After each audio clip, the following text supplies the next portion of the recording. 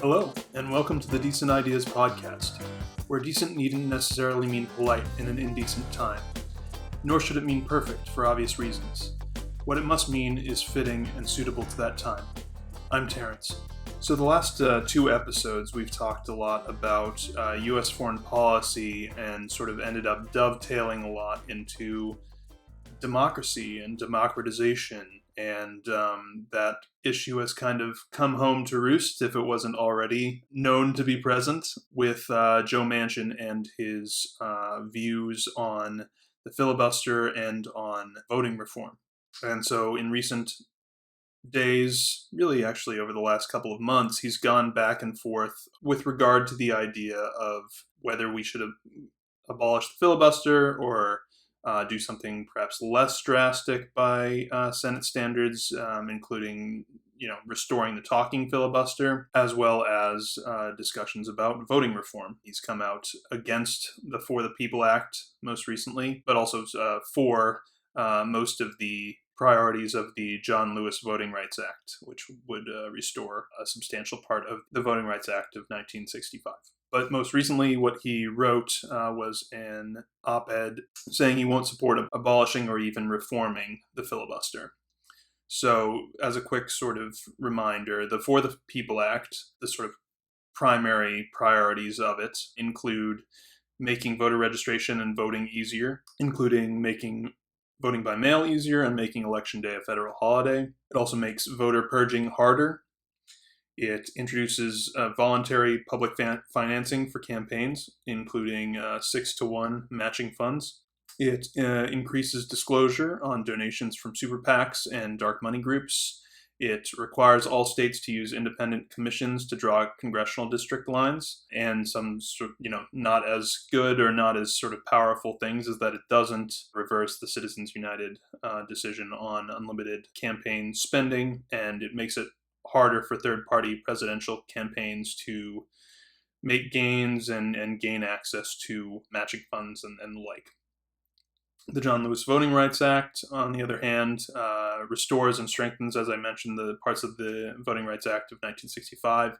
In particular, it requires states to pre-clear certain changes to their voting laws with the federal government before instituting them at the state level. Again, Joe Manchin has drawn a line in the sand, again, after going back and forth on the idea of whether or not he'd support changes to the filibuster or support, particular voting reform to make voting easier. And essentially his argument comes down to, well, we need bipartisan support for making changes to voting laws. And because he supports the filibuster, sees it as a way of retaining room for compromise, room for bipartisanship. He won't support abolishing the filibuster. Or at this point, and he's changed his mind several times at this stage, he doesn't even support restoring the talking filibuster, which forces members of the Senate to have to hold the floor during the filibuster in order to stop the vote from proceeding. And so, this is kind of the current state of Joe Manchin's state of mind, if you will. And meanwhile, there are a number of states, 14 states by my count, as of Monday, June 7th, that have enacted laws that make it harder to vote, exclusively, basically, in Republican states. In particular, they focused on making it harder to cast ballots a certain way, like eliminating or limiting vote by mail or by drop box, or they've imposed stricter voter ID requirements, or they've ended automatic voter registration, or they've expanded voter roll purging. So that's one kind of that's sort of the main sort of set of ways that they've gone about making it harder to cast your ballot. And then sort of on the other side of the spectrum is sort of once the votes have been cast, what do you do with the votes then? So some of these Republican states have also pursued a new policy, if you will, of allowing partisan officials to refuse to certify an election, even if there aren't legitimate questions about who won. It's not close, effectively.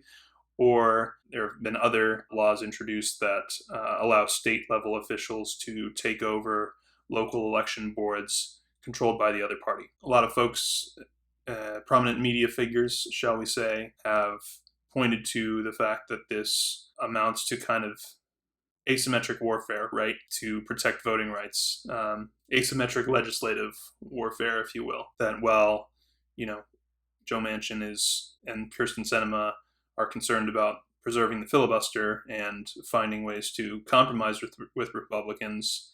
Republicans are busy at the state level, making it even harder to vote. So how exactly can you expect them to then turn around and support strengthening voting rights? And then, of course, in the midst of this as well, we recently had the vote that failed on the commission to investigate the January 6th insurrection. Two Democrats weren't present, one of them, Kyrsten Sinema of Arizona, the other, Patty Murray of Washington State. On the other hand, 6 Republicans voted in favor of the commission. So, at the end of the day, that's a 54 vote in favor. You need 60, so not quite there yet, right?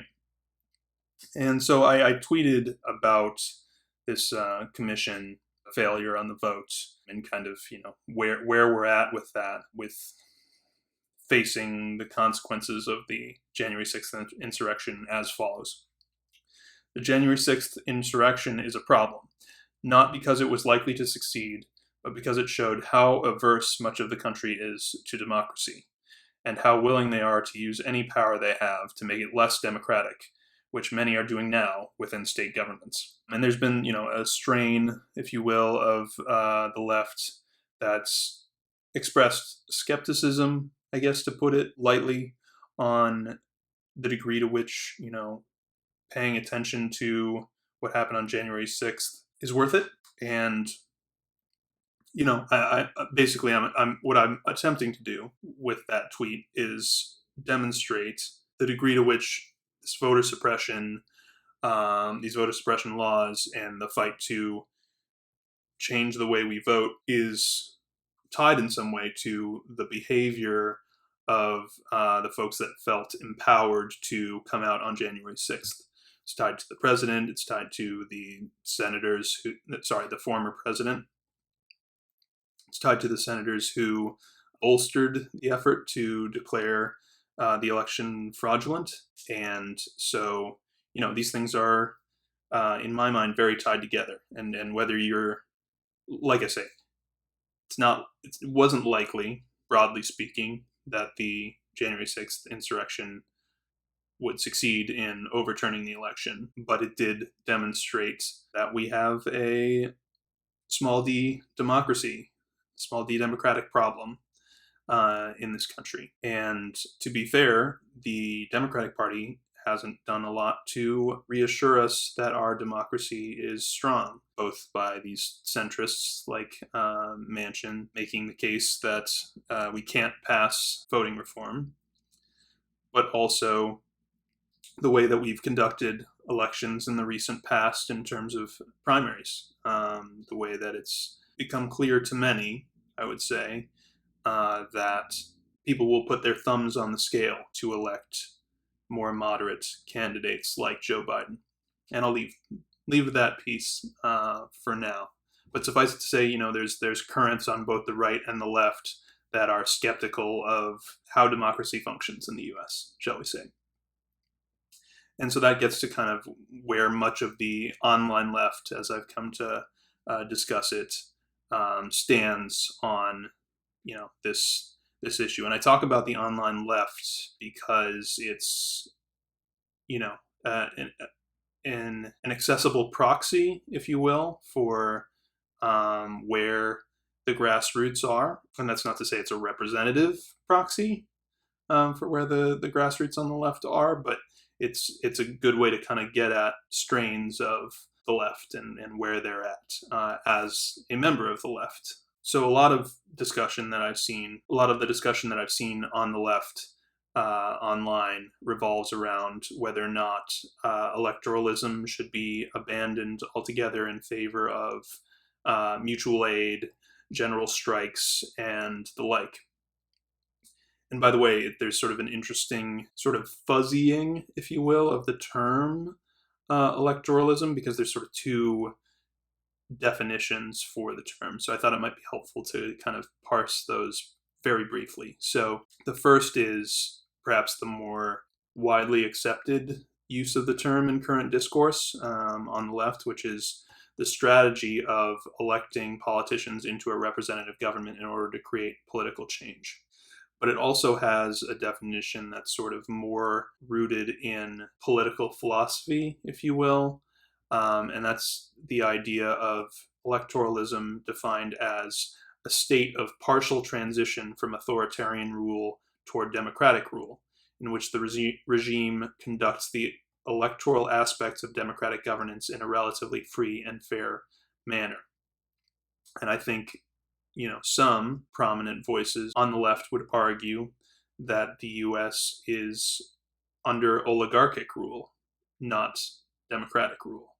And there are some strong arguments in favor of that we are somewhere between a democracy and an authoritarian state, by virtue of the fact that we aren't popularly electing our presidents, we aren't popularly electing in our primaries. Gerrymandering, which we'll come back to, is an anti-democratic principle. And then, of course, the Senate, as I've discussed, is not functioning, at least directly, as a democratic institution when you have the filibuster intact, which effectively makes, in practice, 60 votes the threshold to pass something, not a simple majority of 51. So in any case, that's sort of the broad overview, the short overview of electoralism. So the backlash to that is around, should we be focusing instead on mutual aid and on general strikes? So mutual aid, for those who don't know, is defined as voluntary reciprocal exchange of resources and services for mutual benefit, often in order to change political conditions. And the next term is general strike, which is a labor strike with a substantial portion of the labor force involved in order to seek democracy, political representation, the provision of basic education and healthcare, or other political actions. And these ideas fall sort of roughly under the scope of syndicalism, which is basically a current within the labor movement to establish local worker-based organizations, such as unions, and advance demand and rights of workers through strikes. You might be familiar with the term syndicate, right? So this is worker syndicate, the ism for worker syndicates, effectively. And then there's sort of an anarchist version of this that's called anarcho-syndicalism that is on the rise, I would say, in the online community of the left, I would say. And anarcho-syndicalism is the philosophy or school of thought that views revolutionary industrial unionism as a method for workers in capitalist societies to gain control of an economy and thus influence broader society. So I bring this all up to kind of frame the degree to which essentially the left is at least flirting with abandoning electoralism altogether. And as I increasingly find myself doing, I want to strike that balance between the left generally and the system that we have, with a goal of getting towards the system that we could have and the system that I'd like for us to have and think we should have. So that gets to, what can we be doing to, and by the way, I obviously should say, and I have said already in this podcast in previous episodes, that I support a general strike, and I haven't talked as much about mutual aid because it's a new concept for me, frankly, and so it's something that I'm trying to educate myself about, but it is something also that I very much support as well.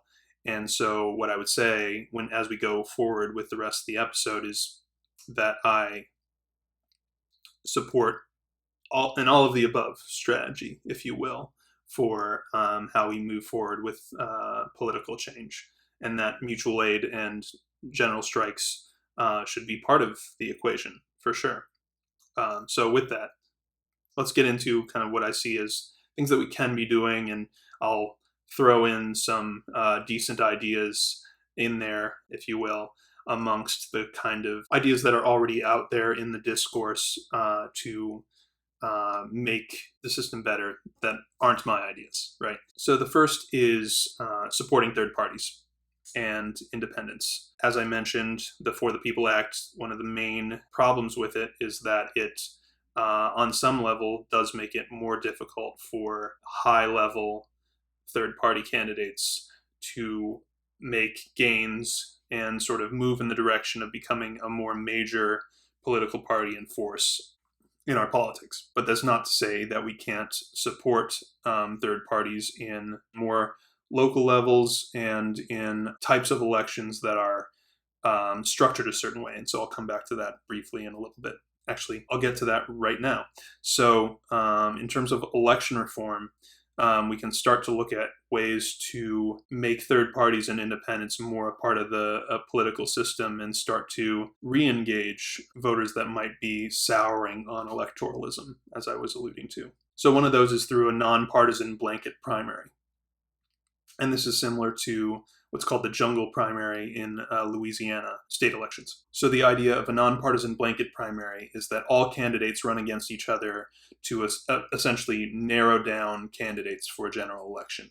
So what this allows for is basically you no longer need to focus on, I must go for the Democrat because it's going to be a Democrat in the primary in the general versus a Republican. Instead, in a blanket primary, nonpartisan blanket primary, you can vote for whoever you want in the primary. And by the way, we'll talk about, it's worth thinking about the ways that blanket primaries, nonpartisan blanket primaries can be integrated with other types of election reform. So I'll come back to that. But essentially, this allows, at least in theory, the introduction of more third-party and independent candidates, basically giving them a better shot, a fairer shot, I should say. So the next type of sort of election reform or voting reform is ranked choice voting. I feel like this has been in the discourse for a while, but I'm sure there are parts of of our society that haven't even heard of this idea. So ranked choice voting is also known as instant runoff voting in some circles. And the idea is that candidates can be ranked in order of preference, and the candidate with the fewest votes in each round are eliminated once per round until a candidate reaches more than half of the votes. So it's a majoritarian system, whereas our current system, generally, broadly speaking, is a first past the post system, which allows for plurality winners. So someone can win with, in some cases, 45% or less of the vote, as long as they get more than the second best candidate, of course. And then the last sort of part of election reform that we can advocate for is proportional representation. So these are electoral systems in which divisions in an electorate are reflected proportionally in an elected body. And so, as I mentioned, you can talk about kind of bringing these systems together. You can have, a nonpartisan blanket primary that uses ranked choice voting. So you're working down to, a certain number of candidates, narrowing down to a certain number of candidates using ranked choice voting. In a lot of ways, this would be even superior than just implementing one or the other. But so I bring these kind of particular ideas up as ways of basically helping us to re-engage with our democracy when there are some valid concerns that our democracy is, not to be alarmist, but slipping away. And this one probably goes without saying for many folks, but I am a firm believer in the idea that we should abolish the Electoral College for presidential elections. The idea that someone can win by millions of votes in the popular vote, but still lose the election is incredibly anti-democratic and effectively props up bad ideas. And I could do a whole episode on the electoral college system. It's bad. It's real bad. So I thought I'd just throw that one in. And so, as I mentioned a little bit, we should be also generally thinking more in terms of encouraging small d democratic participation in our system. We should be, I think, focusing more on local and state small d democracy. So work can be done. What I mean by this is that work can be done at the state level to make democracy better. It helps if there are open primaries and good election laws to begin with, but at least we can start picking away at bad laws in moderate and conservative states by making our voices heard at the ballot box.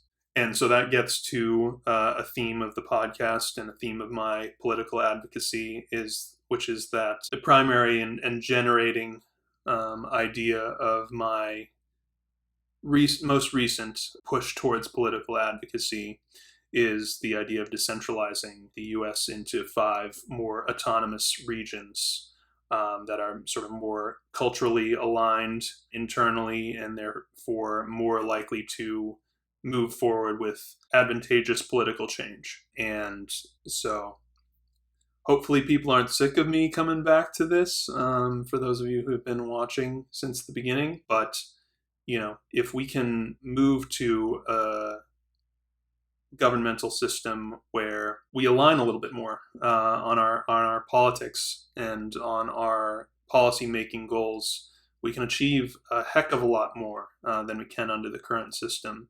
And so advocating for decentralizing the U.S. Is something that we should continue thinking about. And for me, it's prime, like I said, to my political advocacy. And so I encourage people to check out DecentFed PROJ on Twitter, at DecentFed PROJ on Twitter, and our website, decentfedproject.org, for more information on what we're trying to accomplish there. But in short, 1 military, 1 currency, 5 basically autonomous regions of the U.S. that are more culturally aligned. But yeah, definitely check it out. And so in addition to that, obviously, there's work. It's within the For the People Act, of course, to make gerrymandering less possible by instituting nonpartisan commissions in each state to draw political districts after every census. And this is huge for our democracy. And the ones that are most willing to do it have already done it right at the state level, but this is something that we can pursue to make states more democratic, small d democratic.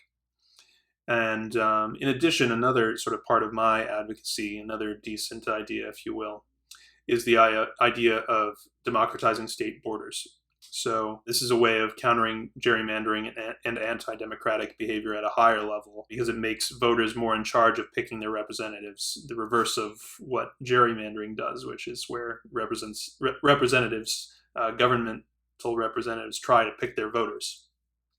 If we have the political infrastructure in place to determine what side of a state border, we sit on within the United States, that gives a lot more power to the voters, a lot more power to small d democracy, really.